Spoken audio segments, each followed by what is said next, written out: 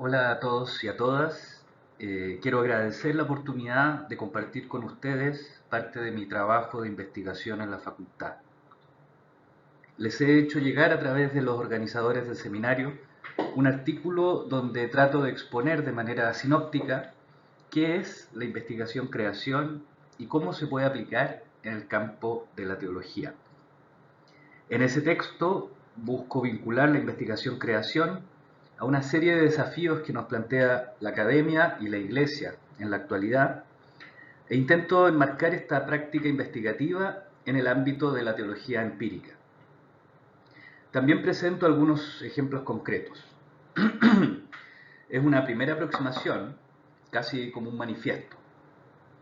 En esta ocasión me gustaría exponer brevemente el contenido de ese trabajo, pero asociado a la pregunta que nos plantean en esta etapa los organizadores del seminario. ¿Para qué investigar? La investigación, en términos generales, se define como la generación de nuevo conocimiento.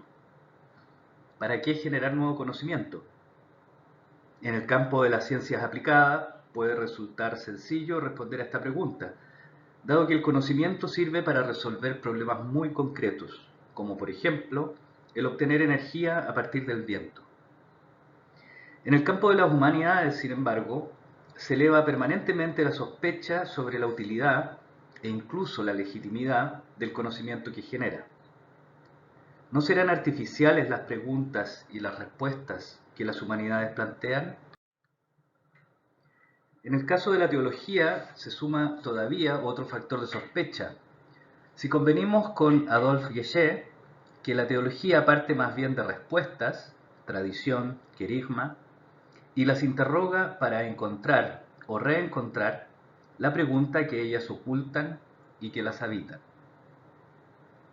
Así las cosas, parecería que la teología ya tiene la respuesta que busca. Entonces, ¿para qué investigar? He escuchado de parte de colegas humanistas, más de una vez, que la teología no merece ser llamada una ciencia.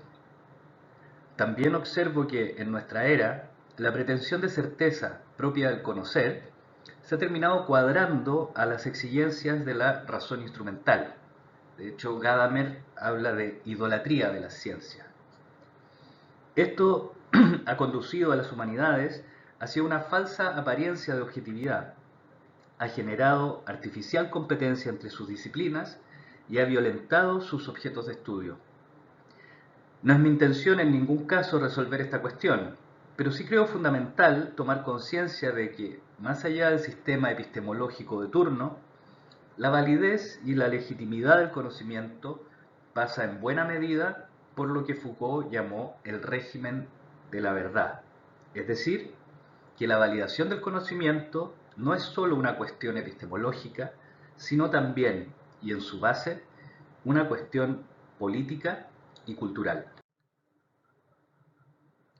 En la línea de lo planteado por Foucault, se hace especialmente relevante la evidencia aportada desde las mismas ciencias duras, desde las neurociencias en particular, que partiendo de las premisas de la fenomenología, ha demostrado empíricamente que el conocimiento se relaciona con el hecho de estar en un mundo que resulta inseparable de nuestro cuerpo, nuestro lenguaje y nuestra historia social.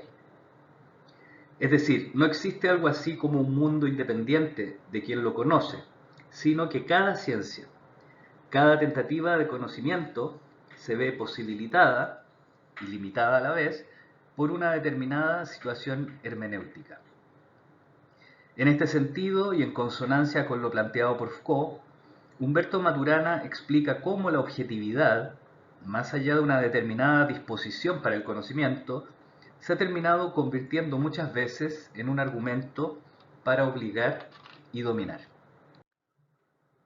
Ahora bien, junto con la teología, las disciplinas artísticas quizás son las que han padecido con mayor intensidad el desprestigio epistemológico, llegando a producirse en muchos casos su marginación dentro del sistema universitario.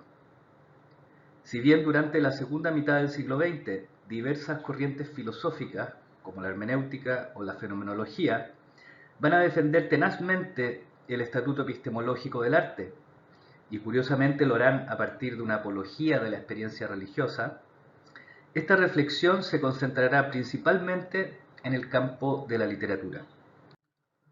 A partir de las primeras décadas de este milenio, principalmente desde universidades anglosajonas, se ha producido una fuerte reivindicación del lugar de las artes en la universidad, justamente bajo el paraguas de lo que se ha llamado investigación-creación.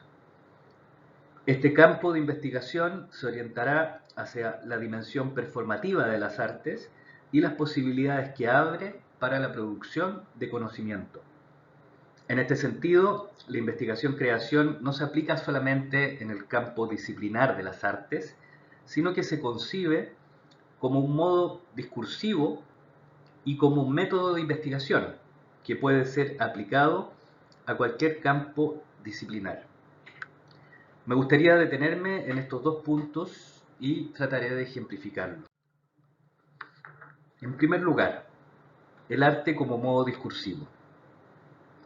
Con esto me refiero a que el arte no es solo una forma de comunicar un contenido que se podría comunicar de otra manera más eficiente, en un paper, por ejemplo, sino que el arte es un modo de articular y significar determinados pliegues de la realidad que de otro modo sencillamente quedarían ocultos.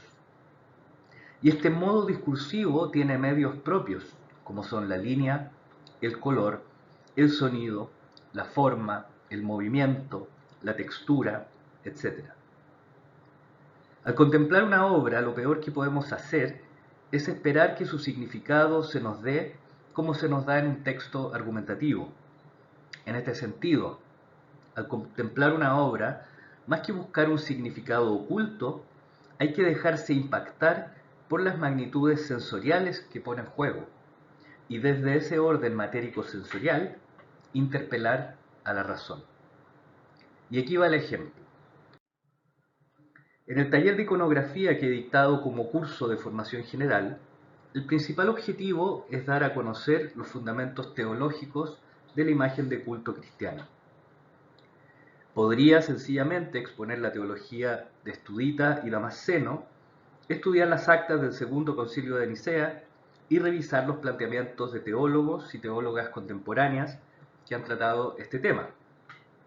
De hecho, en una primera etapa del curso, esto es lo que hacemos, con el objeto de establecer que la imagen de culto cristiana no solamente ilustra la historia de la salvación, sino que se constituye en signo sensible que a su manera significa y realiza la santificación del ser humano. La significa, dado que el rostro concreto de Jesucristo es el signo, el primer índice de nuestra salvación, y la realiza, pues ese rostro es canal de gracia divina. De aquí afirmamos que la imagen de culto cristiana tiene una función específica, una función epistemológica y sacramental. Romano Guardini sostiene a este respecto: el sentido de la imagen de culto es que Dios se haga presente. De lo que se trata es de una forma propia de presencialización, que no se puede derivar de otras, la presencia mediante la imagen sagrada. A lo largo de más de 1000 años, sin prisa pero sin pausa, la tradición de la Iglesia va a elaborar un sistema plástico que busca responder a esta función específica de la imagen de culto. Y cuando hablo de sistema plástico, me refiero a una serie de operaciones concretas como la perspectiva invertida, la composición a partir de ejes cruzados o la alternancia de colores fríos y cálidos. Estas operaciones apuntan a producir aquella presencialización de la que habla Guardini, de modo análogo a cómo se hace al manipular de una determinada manera el agua, el pan o el vino. Hay otros sistemas plásticos que apuntan a otras cosas, como el del Renacimiento, por ejemplo, que apunta a producir una ilusión visual. De este modo, una vez comprendidos teóricamente los fundamentos dogmáticos y la función específica de la imagen de culto cristiana, a través de la aplicación de estos principios plásticos se pone en práctica la teología de la imagen. se produce una imagen de culto. Este segundo momento práctico provee de un conocimiento teológico. Desde mi punto de vista sí, solo que lo hace a través de un modo discursivo que no es el concepto, sino la línea y el color. De hecho, es el único modo de acceder al conocimiento de la sabiduría plástica de la Iglesia. ¿Qué conocimiento teológico obtiene alguien que pinta un icono? Conoce y participa de la poética eclesial sobre la encarnación. Permítanme compartir un breve testimonio de los estudiantes de este curso. El año en que nos adjudicamos un proyecto de la Dirección de Artes y Cultura de nuestra universidad.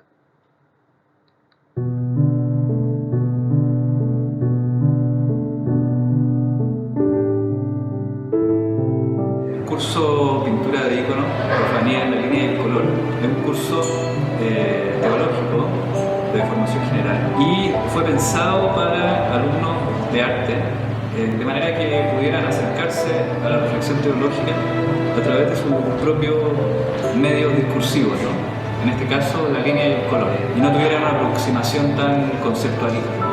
Entonces lo que hacemos es estudiar la tradición de los iconos, en concreto la técnica del temple del huevo, y a través de ese ejercicio acceder también a la función litúrgica y sacramental que tiene la imagen en el contexto cristiano.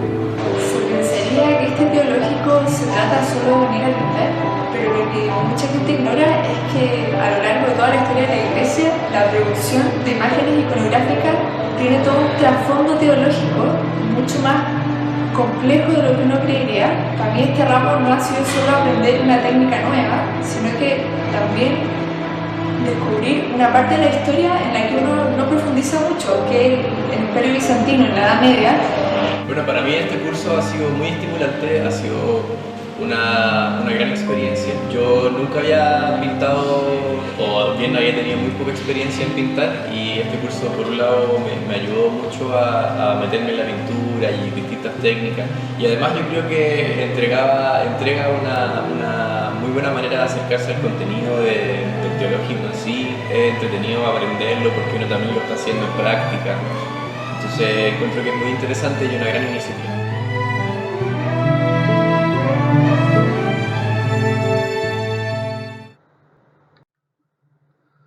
Bien, abordemos el segundo punto, la creación artística como método de investigación. Esta vez partamos por el ejemplo para llegar a la cuestión de fondo. En las fiestas religiosas de América Latina, la imagen de culto asume una función semejante a la que hemos descrito respecto a la imagen bizantina. Esto lo pude constatar en el marco de un proyecto Fondesit de iniciación, en el cual, a través de una primera etapa de investigación cualitativa, buscamos proveernos de una base empírica para desarrollar, posteriormente, una reflexión teórica. Este diseño metodológico respondió a una exigencia del mismo objeto de estudio, a saber, la imagen y la fiesta religiosa, que tienen una naturaleza performativa. Cuando hablo de la naturaleza performativa de la fiesta y la imagen, me refiero a un modo de significar, un modo discursivo, como planteamos anteriormente, que no es textual o conceptual, sino que tiene como soporte la música, la danza y la imagen. Dicho de otro modo, los rituales y las performances, considerados en algún momento eventos decorativos de un orden social, nos dicen mucho más de lo que a priori podría suponerse.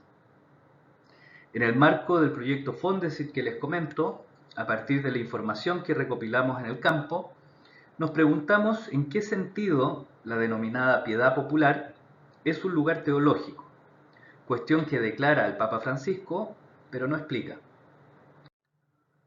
¿Es un lugar teológico propio, como la tradición eclesial, o ajeno, como la religión en general? ¿Cómo se concilia la naturaleza normativa de los lugares teológicos con la naturaleza performativa de la fiesta y la imagen? Más allá de las posibles respuestas a estas preguntas, que es algo que se abordó en el proyecto que les comento, Lo que me interesa destacar es que estudiar un objeto performativo, como lo es la fiesta, la imagen y en general la obra de arte, exige una metodología particular. En alguna medida, este proyecto, donde se combinó una metodología empírica con una metodología crítico-hermenéutica, me permitió asomarme a esta cuestión, pero los resultados, artículos y documentos audiovisuales, se terminaron alejando de aquella fuente propiamente performativa. En este sentido, una de las conclusiones y perspectivas que abrió este proyecto es que para conocer un objeto performativo hay que hacer algo con él. No solo describirlo, analizarlo y valorarlo, sino intentar reproducir ese flujo de acciones que lo constituye. Esto no quiere decir imitarlo, sino, permítanme la metáfora, estudiar su partitura e interpretarlo. Esto fue justamente lo que intentamos hacer con el proyecto BRI Pastoral titulado Vírgenes Andinas, Imagen y Performance Ritual. Para su realización seguimos lo que desde el campo de la investigación-creación se llama método performativo. En este método reconocemos los siguientes momentos. En primer lugar, una etapa de observación. En segundo lugar, un momento de creación. Y finalmente, una instancia de retribución. Cada uno de estos momentos tiene un objetivo particular y comprende acciones investigativas muy concretas. Así, la etapa de observación tiene como objetivo recopilar y sistematizar las huellas del objeto performativo, para lo cual es necesario asistir a su representación y a través de instrumentos como el cuaderno de campo, la fotografía, el dibujo o la entrevista, se recoge directamente una información a la que de otro modo no se tendría acceso. En esta etapa también se puede realizar un trabajo de documentación complementario, que significa buscar fundamentos teóricos e indagar en estudios que permitan iluminar la sistematización de la información recopilada. Hasta aquí, una investigación de esta naturaleza no se diferenciaría de lo que sería un trabajo de campo. La diferencia está, con un trabajo de campo tradicional, en qué se hace con la información recopilada. En el caso del Fondesit, se tomó esa información como base para el desarrollo de una reflexión teórica, que dio lugar a publicaciones. En el caso del proyecto BRI Pastoral, a partir de la información recopilada, nos propusimos crear una obra que, si bien no es una fiesta religiosa, emplea su materia performativa para producir otra cosa. En este caso, la materia performativa sería la imagen de culto, la música y la danza. Así, la información recopilada y sistematizada en la etapa anterior es llevada a un taller, en el que se pone en juego su potencialidad performativa. En esta etapa se aplican una serie de procedimientos para los cuales se requiere una determinada expertise. Para la elaboración de una imagen, por ejemplo, es necesario conocer ciertas técnicas. Lo mismo para componer una música o darle una estructura dramática a un movimiento que se convierte en danza. Todos estos conocimientos, no obstante, son aplicados al modo de una experimentación, cuyo resultado, si bien obedece a un plan de trabajo, en la práctica es incierto. Si tuviera que decirlo de alguna manera, lo que queríamos dar a conocer a través de este proyecto es cómo la imagen de culto se constituye como tal en la medida en que se hacen cosas con ella, y esas cosas que se hacen con ella, a su vez, tienen como fuente e inspiración el poder que de ella emana. La realización de esta performance constituye la última etapa del método performativo, que he llamado etapa de retribución.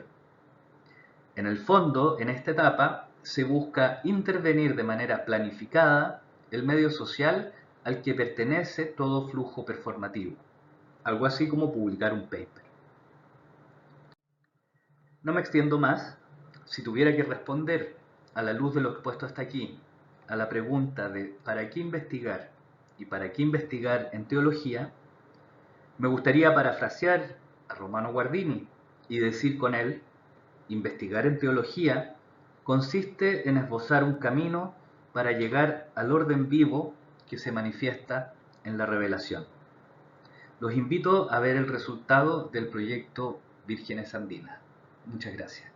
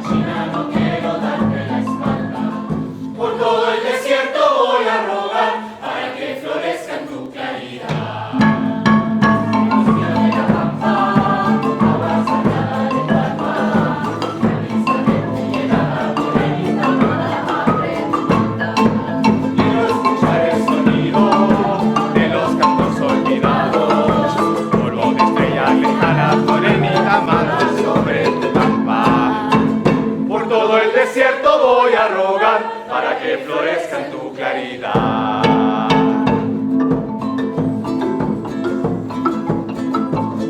Por un camino de flores